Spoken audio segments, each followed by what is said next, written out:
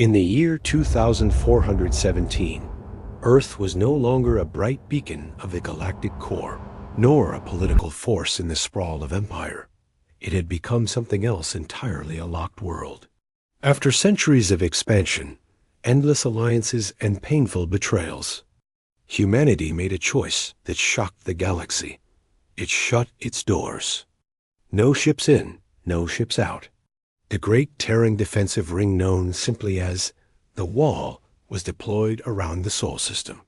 Automated weapons, layered AI decision trees, quantum jump inhibitors, and a final defense protocol none had dared test. Earth turned inward and disconnected from the noise of the galaxy. No explanation was given, no reason offered. They simply stopped answering. At first, the other species called it arrogance. Then they called it cowardice. In time, they called it fear. But none of those labels mattered, because no one could breach the wall. Behind those silent gates, Earth was no longer a part of the known galaxy. Rumors grew wild. Some believed Earth had perished in some internal collapse. Others said it had evolved ascended past the need for stars and systems. A few feared the truth was darker, that Earth was preparing for something it didn't want the rest of the galaxy to see. Either way, the message had been clear. Galactic Empire prohibited. No alliances, no council seats, no trade. Earth was done playing games it didn't invent. And yet, curiosity never dies. In a distant fringe sector, aboard a research vessel called the Verishai Blink, a multi-species crew picked up a faint signal. Weak, scrambled, old, but unmistakably human. A fragment of language, long out of use Terran standard pre-withdrawal dialect. At first, the crew thought it was a relic, some echo from the past bouncing off gravity wells. But then the signal repeated, more clearly. A phrase translated loosely, as we did not forget. The gate was closed to protect you, not us. The Blink's captain, a cautious Kravari diplomat named Dranik, ordered silence. He told the crew not to respond, not to record. But the junior officer on comms already had, and the message was already making its way to the wrong ears.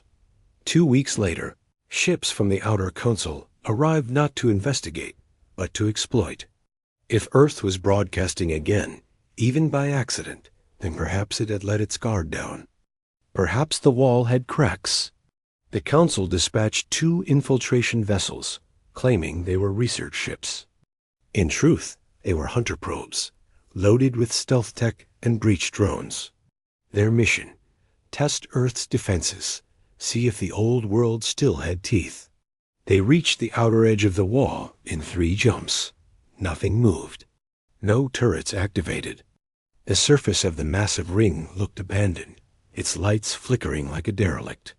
Sensors read no power, no defense grid. Just a dead system with one strange anomaly, an open gate. The probe ships hovered cautiously. The gate was shaped like a ring of black metal and glass, wide enough for cruisers, cold as the void. Its energy readings were low. It didn't seem functional. But the Council had seen this tactic before. Open the door just a little. Let your enemies walk in.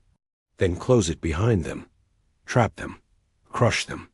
So the Council sent in a drone, small, silent, fast. It crossed the gate. Nothing happened. The drone sent back visuals. A tunnel of light, smooth and curved. No walls, just space folding inward like a throat. At the end was a glint. Something large, something vast. And then the signal cut. Buzz. Drone disappeared. No explosion, no trace. Just gone. Both infiltration ships backed off. Something was wrong. They prepared to retreat. But it was too late. That's when the gate blinked. Not with color, not with light, but with awareness. The wall awakened. The silence broke like thunder. A pulse shot through the system's subspace resonance so powerful it disrupted star charts 3 sectors away. Energy readings skyrocketed. The wall's surface glowed with patterns not seen in any known language, shifting like circuits across the skin of a living machine. Defense nodes emerged, not from compartments, but from folds in space, blooming like petals of war. One of the infiltration ships turned to run. It never got the chance. From the depths of the gate came a single beam, not fire, not plasma, not even matter. It was displacement energy, and where the ship had been, there was now only empty space. The second ship sent a desperate jump signal. Earth responded not with attack, but with a simple phrase carried on every frequency the galaxy knew. You were warned. You were not invited. Leave. And with that, the wall went quiet again. The gate sealed, the lights dimmed. But this time, it wasn't silence. It was waiting. Word spread fast that the Council denied involvement. The infiltration logs were wiped, the crew records deleted, but everyone knew. Whispers in station corridors. Smugglers in asteroid bars. Explorers in deep space. They all spoke the same words now. Earth is awake. And no one knows what that means. Some feared it. Others hungered for the secret behind the wall. But a few, a very small few, decided they would enter anyway, even if it meant not returning, because whatever was on the other side of the closed gate, it wasn't sleeping anymore. It had seen them, and it remembered. No official records mentioned the oscillating drift. It wasn't on star charts. It had no trade routes. It was a dead pocket of space, scarred by collapsed gravity wells and forgotten battles. But that's where the ship Necro's wing waited, cloaked, silent, and ready. Its crew had no banner, no planet, no species loyalty. They were scavengers, exiles, and shadow chasers, drawn together by one thing, a singular obsession with the Forbidden's world. Earth. Its silence was a dare to them. And they were the kind of people who always took dares. When the word spread that the wall had flickered, that someone had seen the gate open, Captain Virish of the Necro's Wane didn't hesitate. He didn't ask why Earth had opened. He only cared about what it was hiding. The Wane was small, built for speed and stealth, but modified over the years with stolen tech from at least 7 species. Its hull was patched with layered grav skin, its engine surgically tuned for zero-pulse movement. It didn't roar, it glided, like a predator through shadows. Virish stood at the helm, one cybernetic eye rotating slowly as he stared at the dark of space. His crew, a mix of silence and nervous murmurs, knew what this meant. None of them expected to return. But the promise of being the first to see Earth's secret, that was enough. Some sought knowledge, others wealth. But all of them wanted to see what had made the most feared world in the galaxy go quiet for 2 centuries. The moment they reached the outer shell of the wall, every system on the ship flickered, not shut down, just paused, like something was examining them. The wall loomed ahead, its curved metal reflecting nothing, swallowing all light. A circle, endless and still. No alarms triggered. No weapons appeared. And then, just as before, the gate opened, not loud, not violent, just a gentle parting of space, like hands pulling back a curtain. The passage inside pulsed with faint blue light, not mechanical, not artificial, organic. As if the tunnel was alive, Virish gave the order. Engines whispered forward. The Necro's Wane crossed the threshold. What happened next defied their understanding. Inside the gate, space bent. Time stretched. Sensors screamed nonsense. For 30 seconds, they felt like they were falling and flying all at once. Gravity inside. The ship twisted, voices echoed without delay, and one crew member fainted from the pressure of memories that weren't his. But then, as suddenly as it began, it ended. Outside the ship, the blackness was gone, replaced by the warm blue glow of stars, unlike any they'd seen. But these weren't real stars. They were projections, layered into a dome that spanned the size of a planetary system. It wasn't just the Sol system. It was a version of it, clean, controlled, rebuilt. Earth didn't just shut its doors. It had built a second sky. The Wayne floated forward, its crew whispering in awe. Planets orbited in the distance, but not naturally. Their paths were precise, like clockwork. Entire asteroid belts moved in synchronized harmony. Space itself felt managed, as if nothing inside this place was left to chance. And at the center of it all, Earth, blue, alive, and untouched. No orbital clutter, no debris, no traffic. Just a single world shining under a recreated sun. Virus scanned for signals. Nothing, not even background radiation. This place wasn't just quiet, it was sealed from noise. And then a voice filled. The ship dotted came not through speakers, but through thought. Not telepathy, but direct neural echo injected into their minds. It didn't ask questions. It didn't threaten. It only said, "You were warned. You are not remembered. Yet you came." Lights across the reconstructed system blinked. Satellites emerged from behind moons. Platforms rose from asteroid shells. And in the space around Earth, something unfolded. Ships. Dozens. Hundreds. No two looked alike.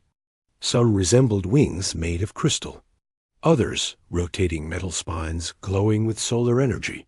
Some were massive. Some were small. But they all moved with the same perfect unity. Not a fleet, a system. And they didn't lock weapons. They didn't form ranks. They simply observed. Waiting. Captain Virus stood frozen. Every instinct in him screamed to run, but he stayed. "We're not here to fight," he said aloud, unsure if the voice could still hear. "We just want to see what you've become," the voice returned. "Then look, but understand, to see is to be known, and to be known is to be remembered." The crew of the Wayne watched as a single beam of light extended from Earth's orbit toward their ship. It didn't burn. It didn't grab. It simply touched the hull. And in that moment, every crew member saw something that wasn't theirs. Images flooded them. Ancient cities on Earth. Vast underground structures powered by suns encased in alloy. Towering AI structures singing in harmony. Forests where every tree was linked to a living neural web. Oceans where thoughts swam like schools of fish. It wasn't evolution. It was transformation. Earth had turned inward not to hide, but to become. Then the light retracted. The voice whispered once more, "Now you carry memory. And because you carry it, you may not return." Captain Virus realized what it meant. The ship wasn't a threat. It was now a vessel of knowledge. To let them leave was to allow the galaxy to know. And that was not permitted. But before panic could set in, a second voice emerged, softer, human, and kind. "You may stay. You may live, but not as you were." The Negro's Wayne was guided gently into orbit, its systems untouched. And far below, on Earth's surface, a structure opened like a blooming petal, ready to receive them. The crew didn't speak. They felt. Something deep in their minds unlocking. Not control. Not programming. But invitation. They had entered. But they would not be leaving. Not because they were trapped, but because something greater had chosen to keep them. The landing was silent. No guards. No weapons. No atmosphere scans or gravity field locks. The Negroes. Wayne hovered down through the gentle clouds, its hull untouched by Earth's air, as though the planet had accepted it without question. Below, the world stretched in peaceful silence, endless green valleys, mountains covered in clouds, silver rivers winding through glowing forests. But there were no cities, no towers, No launch pads or fusion grids. Not even roads. It was not a dead world. It was something else, something living. As the landing gear touched soft soil, the crew stared at the screens, expecting resistance. Defense drones, perhaps a final warning. But nothing came. Just the sound of wind through trees, birds calling in the distance, and the hum of a world. In balance with itself, Captain Viersch stood first. His crew followed without protest. Not because they were brave, but because the planet itself seemed to pull them forward. They stepped onto Earth, not as invaders, but as travelers arriving to something sacred. The air was warm, rich with scents that no one could name, fragrant, nostalgic, like the memory of home. The ground felt soft but firm, like it had been. Shaped for walking. No insects buzzed, no beasts roared. But life was everywhere, flowers that moved slightly toward them as they passed, trees that shifted their leaves to let in more sunlight. The path before them formed on its own, plants curling aside in graceful arcs, guiding them deeper into the forest. It wasn't technology. It was design. They walked without speaking. The silence between them wasn't fear. It was reverence. Deeper and deeper they went, until the sky was hidden behind layers of green. Finally, the path opened into a clearing. In the center stood a structure not metal, not stone. It looked grown, like a tree woven into itself, forming arches, balconies, and glowing patterns. It pulsed with a faint light, not like electricity, but like a heartbeat. And waiting at the entrance stood someone.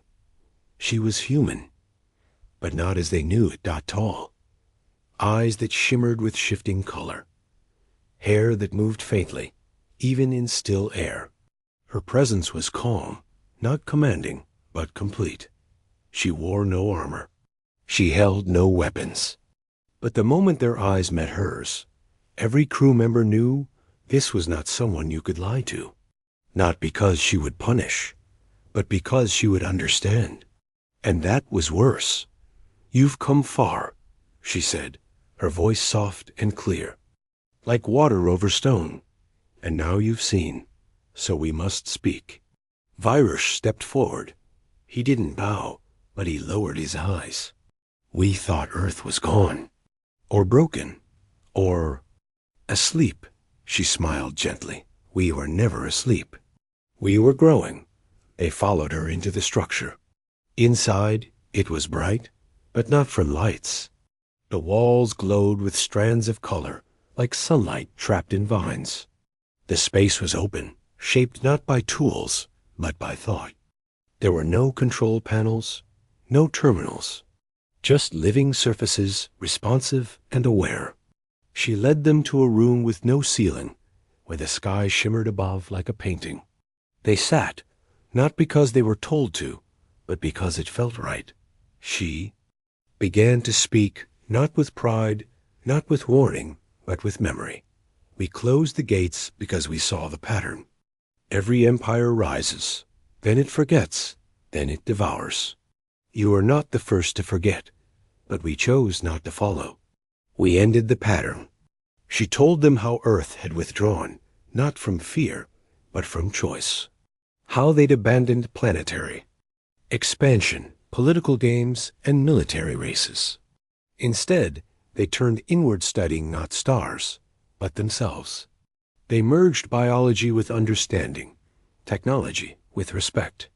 They learned how to guide ecosystems without destroying them, how to store memory not in machines, but in living forms.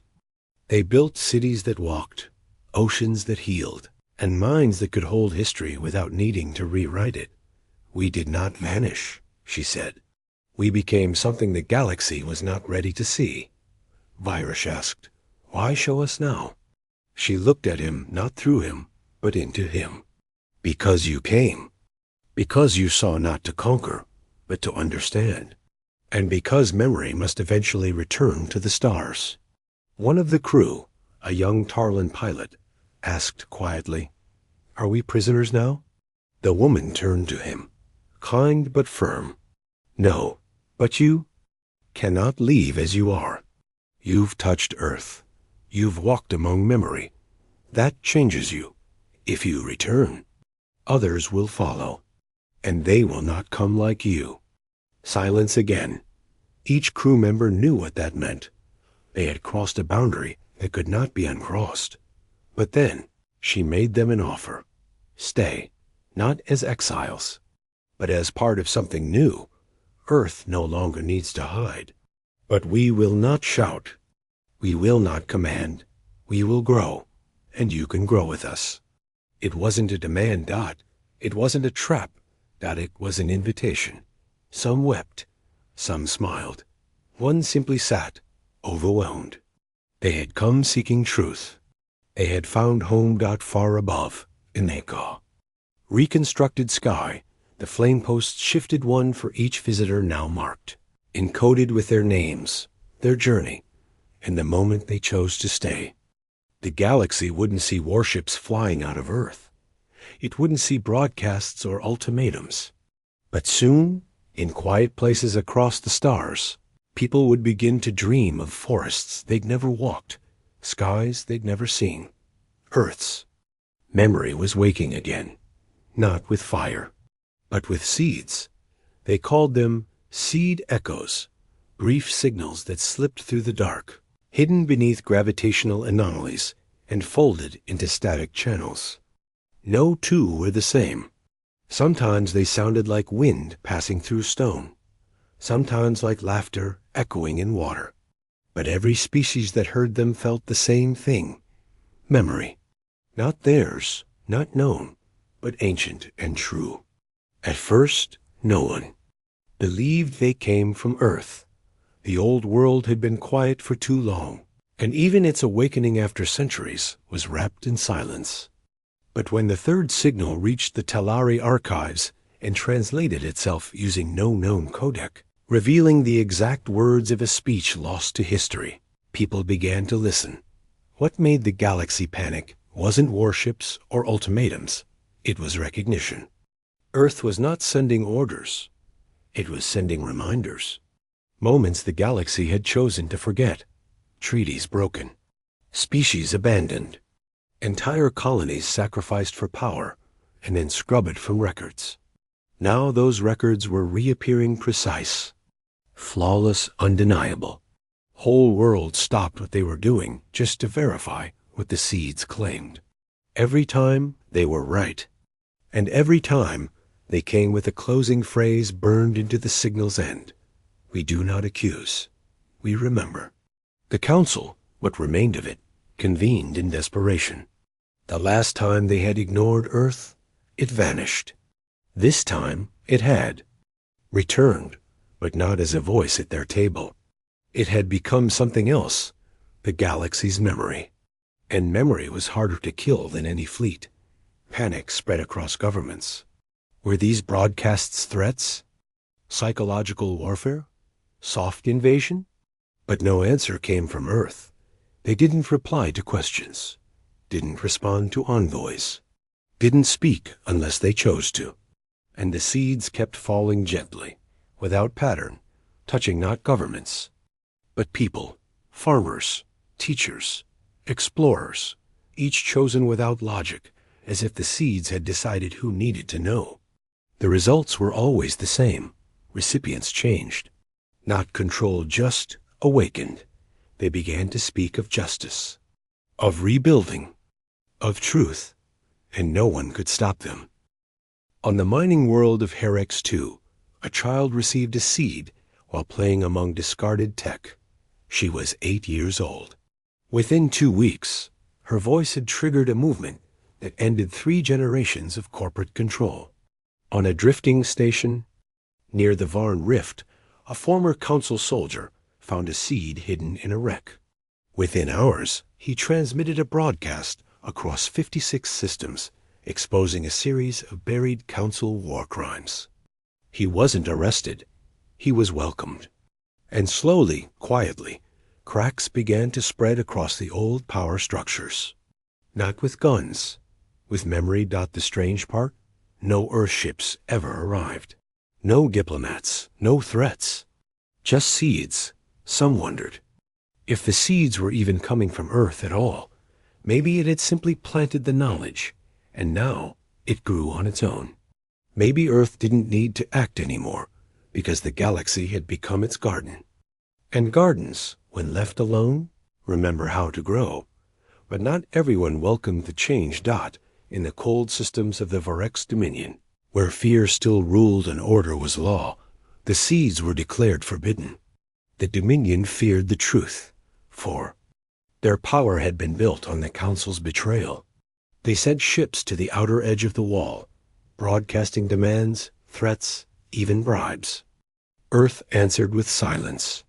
But when one of their fleet ships opened fire on a flame post in orbit near the Sol system, everything changed. The flame post did not defend itself, not it absorbed the strike. Then it unfolded, not like a machine, but like an idea breaking into reality. From the rip in space it created, a vessel emerged, not like any Earthship seen before. It had no weapons, no engines, no structure, as others understood it. It was made of light and memory, shaped by intention. It moved without sound. It approached the fleet. And it spoke. This is your only warning. We do not destroy, but we do erase. The Dominion ship attempted to flee, but when it jumped, it never reappeared. There was no explosion, no trace, no signal. It was not destroyed. It was forgotten. Every record of the ship vanished. Names erased, logs empty. The crew's families no longer remembered them. History itself had removed them like a page torn from a book. Earth had not killed. It had simply chosen not to remember, and that terrified the galaxy more than any weapon. Back on Earth, the crew of the Necros Wayne had been changed forever. They walked among the new forests, lived in the growing cities shaped by organic memory, and slowly became something different. Not human, not alien, but part of Earth. They didn't forget who they were, but they stopped clinging to it. They became caretakers of the truth, and from them more seeds were formed, not by machines, by understanding. The more they learned, the more seeds awakened. The knowledge spread not by force, but by choice. Captain Virus stood one day at the top of a hill that overlooked what used to be the city once, called Geneva. Now, the land was covered in living structures, homes that responded to thought, lakes that reflected emotion, and gardens that taught without words. He knew he could never leave. But he also knew he didn't want to. The galaxy had believed. Earth was hiding. It hadn't been hiding. It had been preparing not to return with fire, but with memory, strong enough to change everything. The stars shifted. It was subtle at first, too subtle for most civilizations to notice. But in deep observatories, aboard long-range patrol stations, and within the quiet minds of the oldest AI cores, something stirred. Star maps began to rewrite themselves, not because the stars had moved, but because something older, deeper, hidden, beneath space itself had turned its attention outward. Across 1,000 systems, silence gave way to something else presence. Not a voice, not a signal, not a wave. Just the unmistakable sense that something vast had opened its eyes. It was Earth, and this time, it was not sending seeds. It was speaking. In the quiet council chambers of surviving galactic governments, alarms activated without cause. Language filters were bypassed. Locked transmission channels flickered too. Life, no one could stop it. No one could delay it. It was not coded or delivered by any known technology. It simply arrived inside minds, across screens, through dreams, and woven into the patterns of life itself. Earth's voice was everywhere, not loud, not cruel, but absolute. The message came in pieces, yet all at once. Each listener received exactly what they needed to hear, no more, no less. It was not a demand, not a warning. It was the truth. We are not your rulers. We are not your judges. We are your mirror. For too long, the galaxy has lived by forgetting, by burying the past, hiding the mistakes, rewriting the wounds. But truth does not die. It waits. And we have become its voice. We will not dominate. We will not invade. But we will remember. And those who walk in memory cannot walk in falsehood. On countless worlds, people paused. Fleets stopped mid-jump. Traders turned off their engines. Students, workers, rebels, and rulers all stood still, listening to a voice that was neither command nor plea, but something stronger: invitation. Earth was not reaching out with control. It was opening a door. And behind that door was not power, but understanding.